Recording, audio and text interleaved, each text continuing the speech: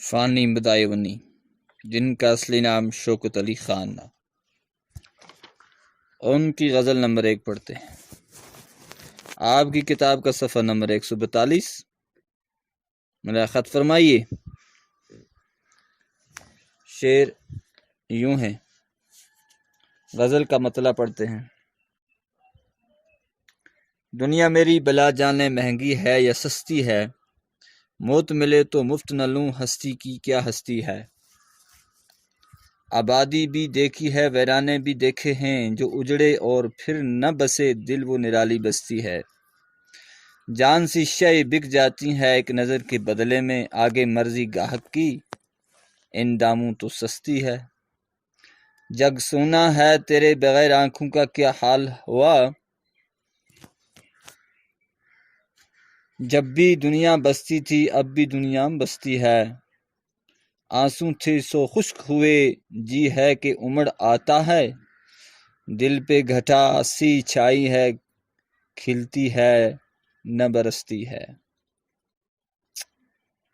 دل کا اجڑنا سہل سہی، بسنا سہل نہیں ظالم، بستی بسانا بسنا کھیل نہیں، بستی بستی بستی ہے۔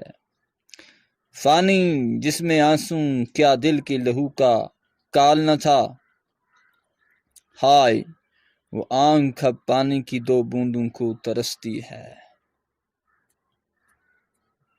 چلو دیکھتے ہیں پہلا شعر مطلع، جہاں سے اشعار کی شروعات کرتے ہیں لکھنے کی شاعر شوکت علی خان فانی بدایونی کے نام سے مشہور، لکھتے ہیں، فرماتے ہیں، دنیا میری بلا جانے مہنگی ہے یا سستی، موت ملے تو مفت نہ لوں، ہستی کیا کیا ہستی ہے۔ ہاں، شاعر فرماتے ہیں میری دنیا کیسے گزرتی ہے، چاہے غم میں گزرتی ہے چاہے خوشی میں گزرتی ہے، چاہے میرے لیے ماتم ہے یا علم ہے یا خرامہ ہے، چاہے میری زندگی کتنی پریشان حال ہے، کیسی گزرتی ہے، مجھے اس چیز کی پریشانی نہیں ہے، لیکن اتنا ضرور ہے موت ملے تو مفت نہ لوں، ہستی کی کیا ہستی ہے۔ ہاں، موت سے مجھے بہت ڈر لگتا ہے، اگر موت مفت بھی ملتی ہو میں نہیں لیتا ہوں، یہ سودا میں کرنے کے لیے تیار نہیں ہوں۔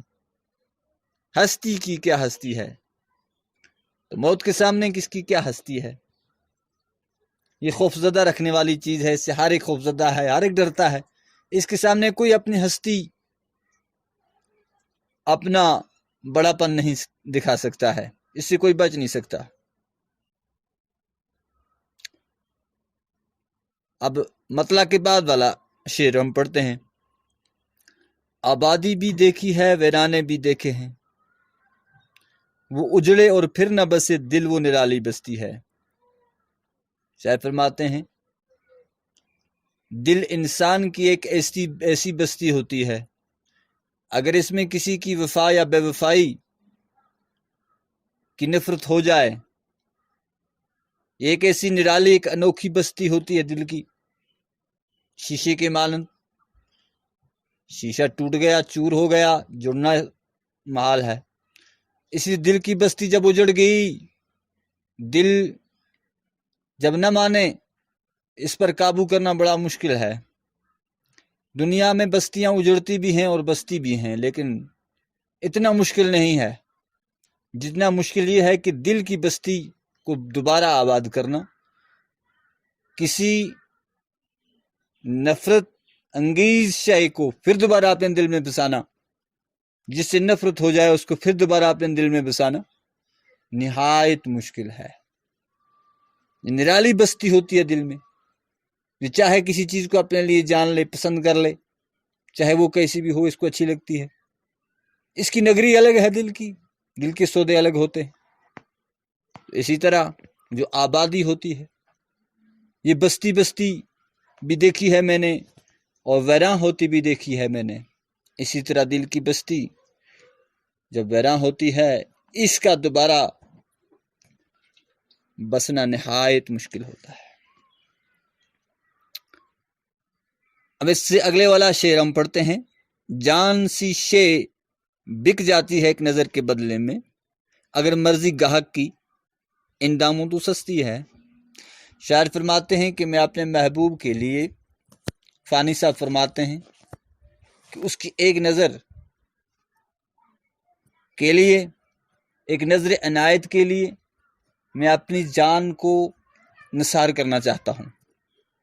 اب مرضی میرے محبوب کی ہے، اس کے لیے یہ مہنگا سستا ہے یا مہنگا ہے، یہ سودا سستا ہے یا مہنگا ہے، لیکن مجھے یہ لگتا ہے اس کے لیے سستا ہے۔ پھر وہ جانے جو میرا محبوب ہے وہ خریدنا چاہتا ہے مفت میں، ورنہ اس کی ایک نظر کے لیے میں اپنی جاری جان نثار کرنا چاہتا ہوں۔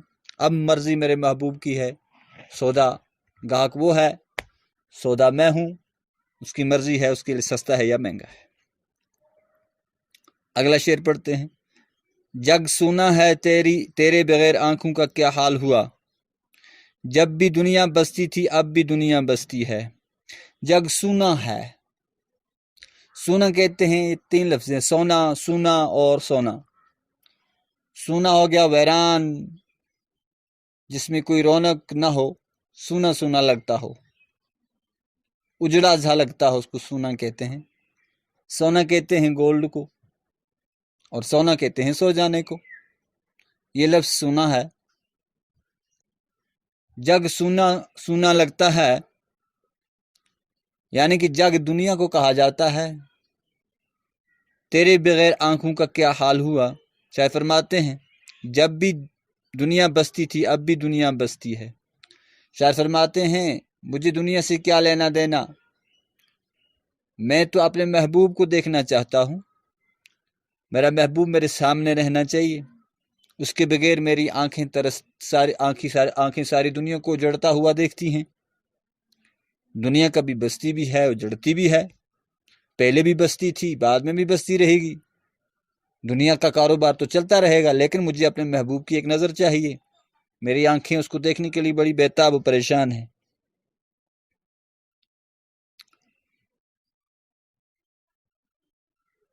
اگلا شعر دیکھتے ہیں۔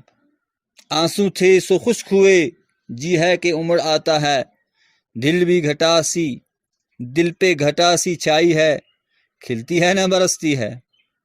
شاعر فرماتے ہیں میں نے اپنے محبوب کی، فانی فرماتے ہیں میں نے اپنے محبوب کے عشق میں، اس کی فراق میں، اس کی جدائی میں اتنے آنسو بہائے ہیں کہ اب میری آنکھیں خشک ہو چکی ہیں، میری آنکھوں میں آنسو جو ہیں وہ بھی خشک ہو چکے ہیں، جی بھی ختم ہو چکا ہے، میرا دل واپس میری منہ کی طرف امڑتا آتا ہے، اتنا دل اداس ہے، اور ایسے لگتا ہے جیسے کہ گھٹا چھا جاتی ہے لیکن بارش نہیں ہوتی ہے۔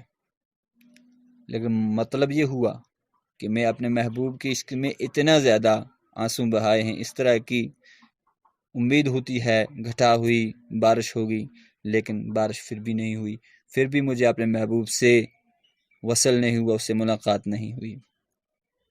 دل کا اجڑنا سہل سہی، بسنا سہل نہیں ظالم، بستی بسنا کھیل نہیں، بستی بستی بستی بستے بستی ہے۔ شاعر فرماتے ہیں جس طرح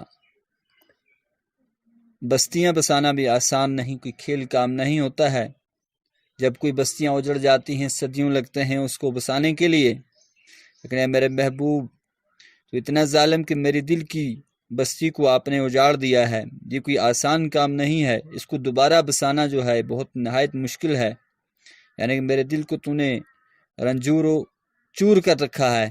دل کا اجڑنا سہل سہی، بسنا سہل نہیں ظالم، یعنی میرے دل کو آپ نے اتنی چوٹیں اتنے دکھ دیے ہیں، بستی بسنا کھیل نہیں، جس طرح کوئی بستی بسائی جاتی ہے اس طرح اس کو اجاڑنا بھی آسان لگتا ہے، لیکن دوبارہ بسانی نہایت مشکل ہوتی ہے۔ جی جی جی، فانی بدایونی، دل کا اجڑنا سہل سہی، جی بالکل بالکل، بستی بسنا کھیل نہیں، بستے بستے بستی ہے۔ پانی کا آخری شعر مقطع میں لکھتے ہیں، فانی جس میں آنسو کیا دل کی لہو کا کال نہ تھا، ہائے وہ آنکھ اب پانی کی 2 بوندوں کو ترستی ہے۔ شاعر فرماتے ہیں، فانی صاحب فرماتے ہیں اس مقطع میں، اپنی بدنصیبی کا ماجرا سناتے ہیں اور کہتے ہیں کہ میں نے اپنے محبوب کے عشق میں اتنے آنسو بہائے ہیں، اب کال ہی پڑ چکا ہے، اب کال ہی پڑ چکا ہے،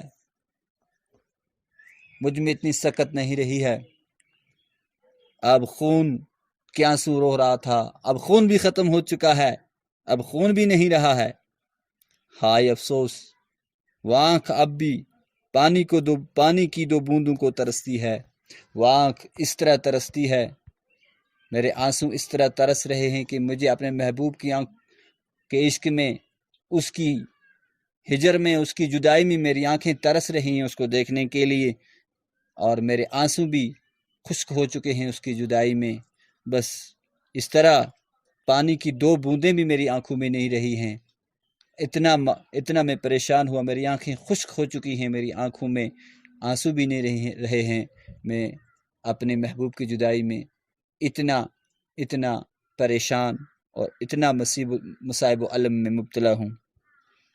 انشاءاللہ یہ شعر سمجھ آئے ہوئے ہوں گے آپ کو۔